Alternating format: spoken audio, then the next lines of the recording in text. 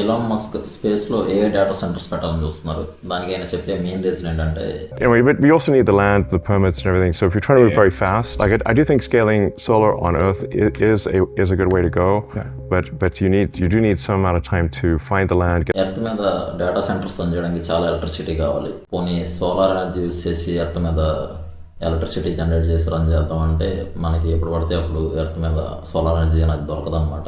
అంటే క్లౌడ్స్ వల్ల, weather changes వల్ల, అలాగే పగలు రాత్రి ఉంటాయి కదా ఎర్త్ మీద అయితే. సో మనకి 24 అవర్స్లో ఓన్లీ 8 to 10 అవర్స్ అయితే మనకి సోలార్ ఎనర్జీ జనరేట్ అవుతుంది ఎర్త్. అదే స్పేస్లో మనం ఏ డేటా సెంటర్స్ పెట్టగలిగితే మనం 24 అవర్స్ సోలార్ ఎనర్జీని యూజ్ చేసుకుని ఎర్త్ మీద వచ్చే ఎలక్ట్రిసిటీ కన్నా 5 times మోర్ ఎనర్జీ సోలార్ సిస్టమ్లో మనం జనరేట్ చేయొచ్చు అని చెప్తున్నారు.